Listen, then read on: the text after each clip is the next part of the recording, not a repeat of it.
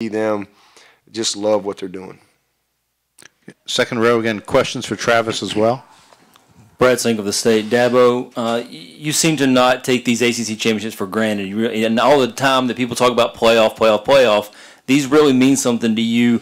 The last four, talk about how much you've savored those and just how you continue to press upon your players what these mean. Yeah, well, I mean, that's what it's all about. I mean, if we can compete for this league, then we have a chance to do bigger and better things. And so, you know, it's important. And when I got the job, you know, that was what I said. We gotta compete in the league. We'll become great from the inside out. You know, we got to learn how to compete in practice. You know, we got to learn how to think. I got to create this attitude of belief. I got to get other people to believe in what we're doing, and then and we got to become a consistent team in our league, and then we'll blossom from there. And you know, so the first year we won our first division in '09, and that was amazing. We lost to Georgia Tech in that first championship. 2 years later, we got back here in '11, played VTech, and you know, to win it for the first time in 20 years at that time, it was a big deal. I mean, it was a big deal because this is who we are at Clemson. But it had been so long since we had won this league. And then to get back here again in, you know, 15, 16, 17, and now 18. You know, this is what we set out to do every single year. We keep our goals simple.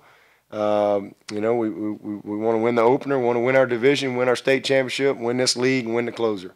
And those allow us to compete at the highest level. But if you can't win this league or compete consistently for the league, then you're never going to be the type of program that you want. And so for us, it's everything. I mean, this leads to bigger and better things, and we've been able to be really consistent in our conference play.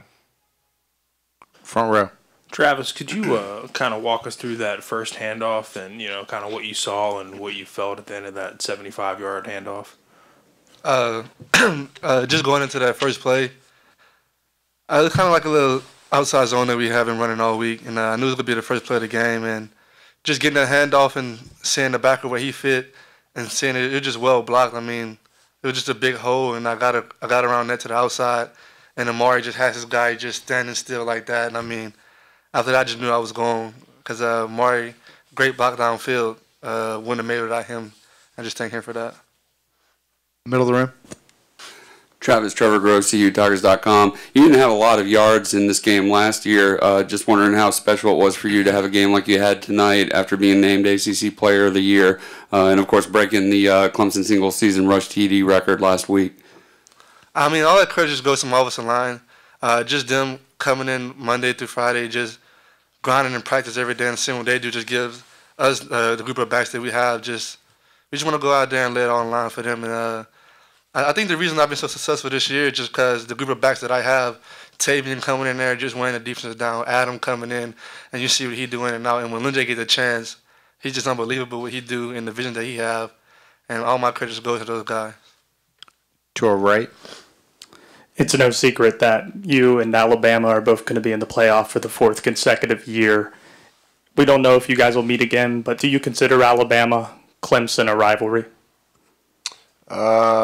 Well, I mean, we've played 3 years in a row, so if we end up, I think 4 probably makes it official. So if we do it this year, we'll officially call it a rivalry. But let's see if we can do it 4 in a row. To our left. And we need to beat them more too. You know, it ain't much of a rivalry when you're losing. So we got to win more. Dabo, Brendan Marks from the Charlotte Observer. Congratulations, first Thank you. of all. You mentioned the success you guys have had in the ACC and been so dominant and consistent the past few years. And Coach Narduzzi was very complimentary of your team, said, you know, they're the benchmark in the ACC right now. There's a gap between them and the rest of the division and the conference. Do you feel like that's a fair assessment? And what do you make of the state of ACC football now that you guys have won 4 in a row? Well, I appreciate that from Coach Narduzzi, but we're 1-1 against Pitt. All right, they beat us last time we played them, so that's kind of what I told him the other day when he was talking about, you know, you guys, great job, you're undefeated. And I'm like, yeah, last time we played y'all, we were undefeated too. So I think anybody can beat anybody, and I think we have a tremendous amount of respect for all the teams in this league. If I'm not mistaken, I think Virginia Tech had to win, but I think we have 11 bowl teams. Anybody confirm that? I think our league has 11 bowl teams. Is that right? What is it? Yeah, 11 bowl 11. We have 11. We only have 14 teams. So, you know, and you might say, oh, a bowl game. I mean, listen, you have 11 teams with winning records. It's very competitive. And anybody can beat anybody, in my opinion, in this league. It's incredibly competitive. And I think that's one of the reasons that we've been so successful in postseason, because of what we play, you know, week in and week out in our league. You know, the league never gets the amount of credit that it deserves. But, you know, I mean, I'm thankful, first of all, what we practice against every day. That grinds us up and shapes us and molds us and develops us. But what we play week in and week out, man, you better be ready.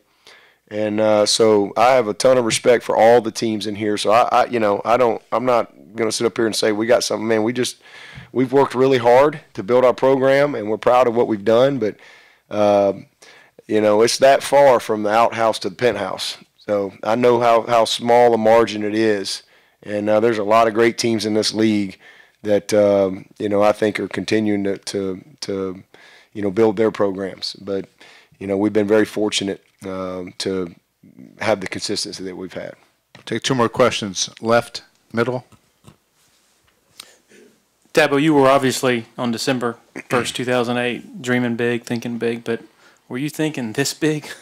This run that you guys are on? Well, as I've said many times, we're not even close to what I was dreaming about. You know, I've never been a small dreamer.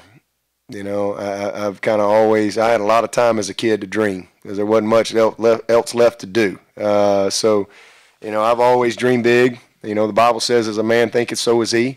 And so I've always believed in that. And, you know, I think that you gotta be a champion on the inside. You gotta believe the right things, and you gotta be able to see it and have a vision for it. And then you gotta go act upon it. And so you can't be afraid to fail. Can't let other people put limits on what you can and can't do.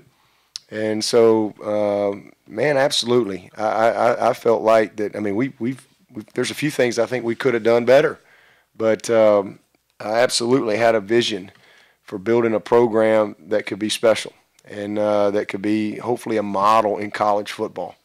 And I think we're still under construction. We still got a lot of work to do.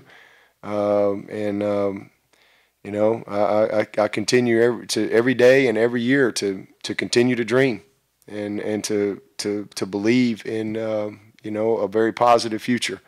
So that's just the way I go about things. I've never sat around and said, well, hopefully we could, you know, win 9 games, or we can, you know, this and that. I mean, if we're going to dream, let's extravagantly dream. All right. I mean, let's just go all out with it. And then let's get a bunch of good people together and be able to sell that and articulate that and get young people to buy into it.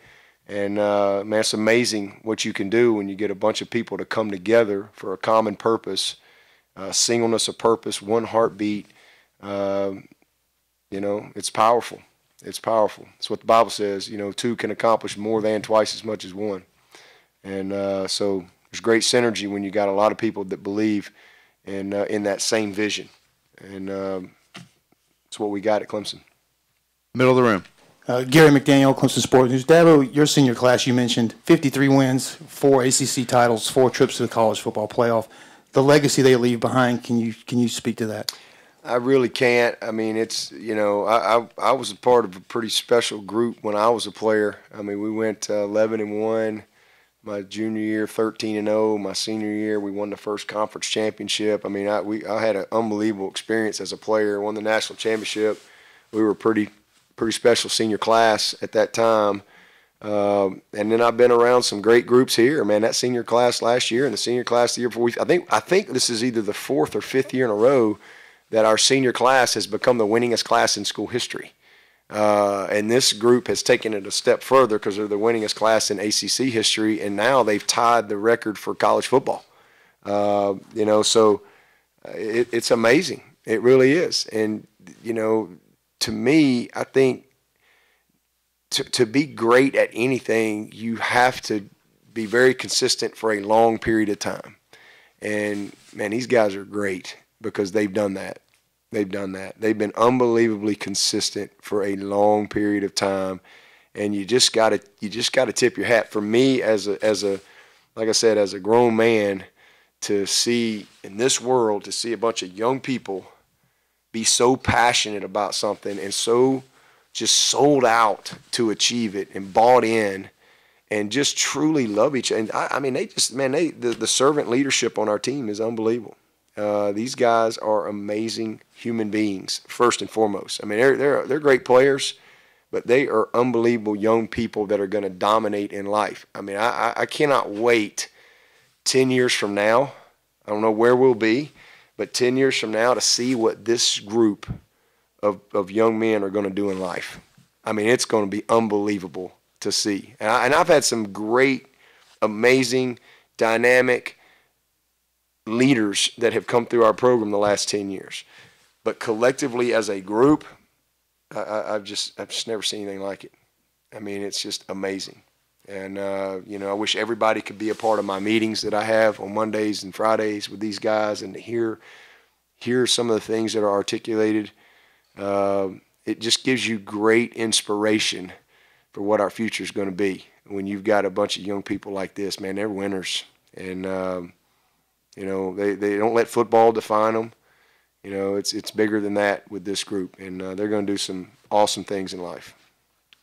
Okay.